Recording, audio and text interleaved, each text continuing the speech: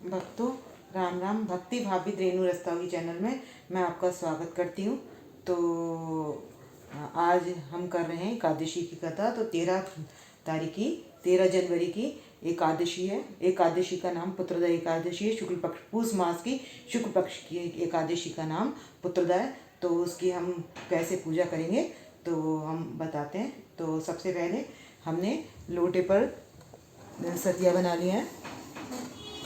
तो इधर लोटे पर हमने ये सतिया बना लिया है और अशोक के पुष्प रखे हैं और इस पर दिया है हमने तिल का आसन। उधर गौ माता को हमने वस्त्र पहना दिए और ये हमने वस्त्र पहना दिए। तो अब लगाएंगे हम तिलक। तो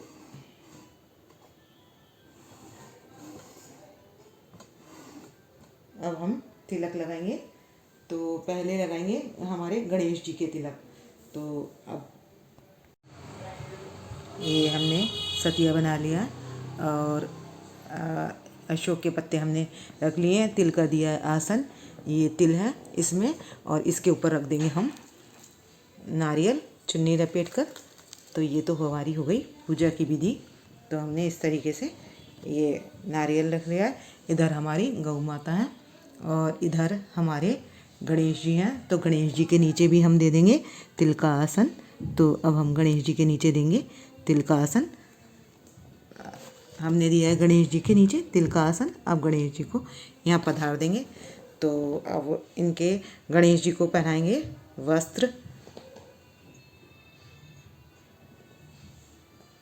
गणेश जी को वस्त्र पहना देंगे। अब पहनाएंगे राधा रानी को वस्त्र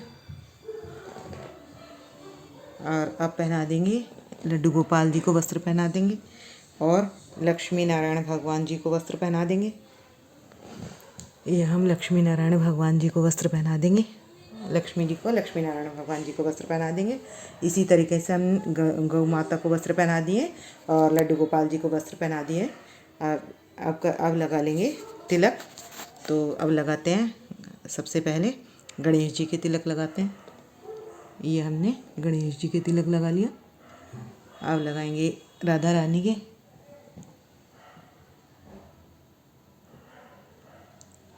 अब लड्डू गोपाल जी के लगा लिया तिलक। अब बड़े लड्डू गोपाल जी के तिलक लगा दिया है। इसी तरीके से गौ माता के तिलक लगा दिया है और कलश का हम पूजन कर चुके हैं। लक्ष्मी जी के लक्ष्मी नारायण जी के भी हम तिलक लगा देंगे। तो इस तरीके से हमने लक्ष्मी नारायण जी के भी तिलक लगा दिया और वस्त्र पहना दिए। तो अब करना क्या है, हमें करनी है इसमें तिल से पूजा करनी है और भगवान जी को चढ़ाने हैं पीले पुष्प। तो हम लड्डू गोपाल जी को वो भी पीले पुष्प चढ़ा देंगे और लक्ष्मी जी को गुलाब के पुष्प चढ़ा देंगे।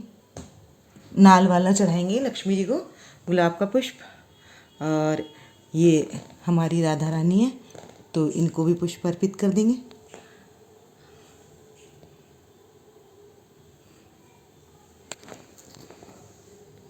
और इधर हम गणेश जी को भी पुष्प अर्पित कर चुके हैं और अपने छोटे लड्डू गोपाल जी को पुष्प अर्पित कर देंगे।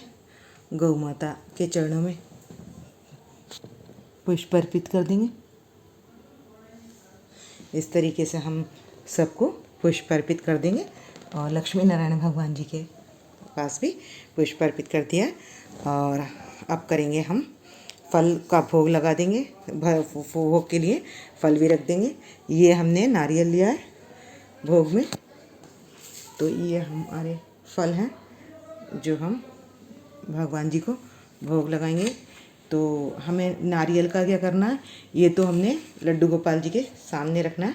मतलब नारायण जी की पूजा होनी है तो नारायण जी के पास रखना है। तो हम इधर लड्डू गोपाल जी के सामने रख देंगे। लक्ष्मी नारायण जी पीछे हैं तो हम सामने रख देंगे और फिर इन सब के आगे रख देंगे हम पुष्प के साथ साथ फल भी रख देंगे गणेश जी को। और लक्ष्मी जी को लाल ही फल का भोग लगाएंगे। कोई भी लाल फल हो तो यहाँ हम लक्ष्मी जी को अनार का भोग लगा देंगे और ये ऑरेंज फल भी रख देंगे। लड्डू गोपाल जी के पास को भी भोग लगा देंगे इधर, और गौ माता को भी भोग लगा देंगे। तो इसलिए हम ये यहाँ भी फल रख देंगे, और ये फल हम इस तरीके से यहाँ रख देंगे। तो सभी के आगे हम फलों का पूजा करने से पहले फल रख देंगे। तो अब करेंगे हम पूजा, यानी कि कथा। तो अब कैसे कथा, अब हम करते हैं कथा। तो अर्जुन कहता है कृष्ण जी से कि भगवान आप मुझे एकादशी की कथा बताइए, और पूष मास की शुक्ल पक्ष की एकादशी का क्या नाम है, और इसके करने की विधि क्या है, और इसमें किस देवता की पूजा की जाती है, आप मुझे विस्तार पूर्वक बताइए। तो कृष्ण जी कहते हैं पूष मास में शुक्ल पक्ष की एकादशी का नाम पुत्रदा एकादशी है। इस व्रत में नारायण भगवान की पूजा करनी चाहिए। संसार में पुत्रदा एकादशी के व्रत के समान कोई दूसरा व्रत नहीं है। इसके पूर्ण से मनुष्य तपस्वी, विद्वान और धनवान होते हैं।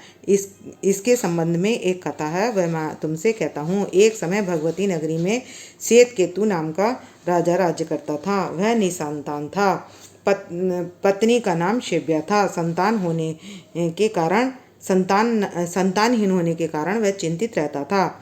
उसे बहुत चिंता थी कि मेरे पूर्वजों को पिंडदान कौन देगा, और मेरे पितर भी रो रो कर पिंड लेते हैं, और अब और कौन ऐसा व्यक्ति है जो मेरे वंश को संभालेगा।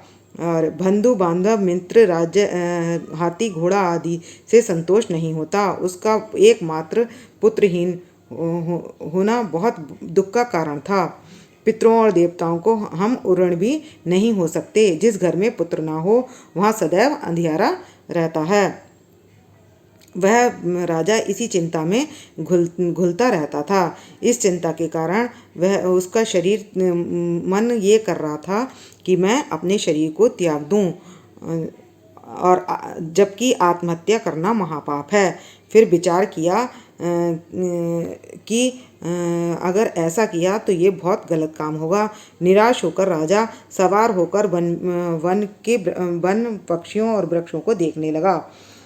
वन में देखा मृग, बाघ, सुअर, सिंह, सर्प सब भ्रमण कर रहे हैं। हाथी अपने बच्चों और हथनियों के साथ घूम रहे हैं। सियार भी घूम रहा है। मोर परिवार के साथ नाच रहा है। इस दृश्य को देखकर वो बहुत दुखी हुआ और सोचने लगा, मैंने अनेक यज्ञ किए हैं, ब्राह्मणों को मधुर भोजन कराया है, फिर भी मुझे ये दुख क्यों मिल रहा है? इसका क्या कारण है? मैं इस समस्या का समाधान कैसे करूं? सोच विचार करते करते उसे प्यास लगी और कंठ सूखने लगा। पानी की तलाश में वह आगे बढ़ा। वहां जाने पर एक सरोवर मिला। सरोवर में बहुत सारे कमल खिल रहे थे। मगरमच्छ जल क्रीड़ा कर रहे थे। मुनियों के आश्रम बने हुए थे। तब राजा का दाहिने अंग फड़कने लगा। इस शगुन को देखकर राजा प्रसन्न होकर घोड़े से उतरा और सरोवर के किनारे जाकर दंडवत कर मुनियों के पास जाकर बैठ गया। और मुनि बोले, हे राजन, तुम प्रसन्न तो हो, और तुम्हारी क्या इच्छा है? जो इच्छा हो वो हमसे कहो। तब राजा ने कहा कि मैं पुत्र के लिए बहुत दुखी हूँ, और मुझे संतान देने वाली आज पुत्रदा एकादशी है। आज 5 दिन तक माघ स्नान किया है, और हम सरोवर पर स्नान करने के लिए आए हैं। राजा बोले, मुनीश्वर, मेरे कोई पुत्र नहीं है, और मुझे पर यदि प्रसन्न हो तो आप मुझे पुत्र वरदान का प्राप्ति हो। मुनि बोले, आज पुत्रदा एकादशी है, आप इसका व्रत करें। नारायण की कृपा से आपके घर में पुत्र अवश्य होगा। मुनि के वचनों को सुनकर राजा ने उस दिन व्रत किया और द्वादशी को व्रत का पारण किया। मुनियों को प्रणाम करके अपने महल को घर वापस आ गया। विष्णु की कृपा से कुछ दिनों के बाद रानी गर्भवती हो गई, और विष्णु भगवान की कृपा से उसके घर में एक पुत्र उत्पन्न हुआ। राजकुमार बड़े होने पर अत्यंत वीर और धनवान यशस्वी प्रजापालक हुआ। श्री कृष्ण जी बोले, अर्जुन, पुत्र प्राप्ति के लिए पुत्रदा एकादशी का व्रत करना चाहिए, और पुत्र प्राप्ति के लिए इससे बढ़कर कोई दूसरा व्रत नहीं है। जो व्यक्ति पुत्रदा एकादशी का महात्म पढ़ता है, सुनता है, विधि पूर्वक इसका व्रत करता है, उसे सर्वगुण रत्न की प्राप्ति होती है और नारायण की कृपा से प्राणी मोक्ष को प्राप्त करता है। बोल बांके बिहारी लाल की जय। अब करेंगे हम आरती। तो पहले 14 एकादशियों के नाम ले लेंगे। तो उत्पन्न एकादशी, मोक्षदा एकादशी, सफला एकादशी, पुत्रदा एकादशी, शक्तिला एकादशी, जया एकादशी, विजया एकादशी, आम्ल की एकादशी, पाप मोचनी एकादशी, कामदा एकादशी, बरूथनी एकादशी, मोहिनी एकादशी, अपरा एकादशी, निर्जला एकादशी, योगिनी एकादशी, देवशयनी एकादशी, कामिका एकादशी, पुत्रदा एकादशी, अजय एकादशी, परिवर्तनी एकादशी, इंद्रा एकादशी, पापंकुश एकादशी, रमा एकादशी, प्रबोधनी एकादशी, पद्मा एकादशी और पद्मा एकादशी। अब हम कथा सुन चुके हैं और हम कथा सुनने के बाद पुष्प अर्पित कर देंगे और दक्षिणा जब हम एकादशी का सीधा देते हैं तब हम दक्षिणा उसमें दे देंगे। तो अब करेंगे हम आरती। तो अब करेंगे हम गंगा जी की आरती। ओम जय गंगे माता मैया, जय गंगे माता, जो नर तुमको ध्याता सो नर तर जाता। ओम जय गंगे माता, चंद्र सी ज्योति तुम्हारी, जल निर्मल आता, शरण पड़े जो तेरी सो नर तर जाता। ओम जय गंगे माता, पुत्र सगर के तारण, सब जग को ज्ञाता, कृपा दृष्टि तुम्हारी, त्रिभुवन सुखदाता। ओम जय गंगे माता, एक ही बार तेरी शरणागत आता, यम की त्रास मिटाकर परम गति पाता। ओम जय गंगे माता, रति मात तुम्हारी, जो जन नित गाता, दास वही है सहज में मुक्ति को पाता। ओम जय गंगे माता, बोलो गंगे महारानी की जय। अब हम लगा देंगे भोग, घंटी बजाकर हम लगा देंगे भोग। तो भोग में भक्तों हमने लगाई है, ये है पंचमेवा। तो 5 मेवा आज, क्योंकि ये जो है पंचमेवा का महोत्सव चल रहा है तो हमें लगानी है 5 मेवा का भोग लगाना। और इसमें एकादशी के दिन हमें लगाना तिल का भोग, तो हम तिल का भोग भी लगा देंगे। तो ये हमने तिल की गजक रख दी है और ये हमने रख दी है रोल। तो अब इसका हम भोग लगा देंगे भगवान जी को। और जल से, अब शंख के जल से इसके बाद हम शंख के जल से छींटा लगा देंगे पुष्प से। तो इस तरीके से हमने शंख के जल से छींटा लगा दिया है। अब भगवान जी को दे देंगे धूप दीप और इसके बाद कर लेंगे क्षमा प्रार्थना। तो अब करेंगे हम क्षमा प्रार्थना। तो हाथ जोड़कर हम क्षमा प्रार्थना कर लेंगे और दक्षिणा ब्राह्मण को दे देंगे। और यही थी हमारी पुत्रदा एकादशी की कथा। तो भक्तों, यदि आपको हमारी वीडियो पसंद आए तो प्लीज़ लाइक करें, सब्सक्राइब करें और शेयर करना ना भूलें। भक्तों, राम राम, राधे श्याम।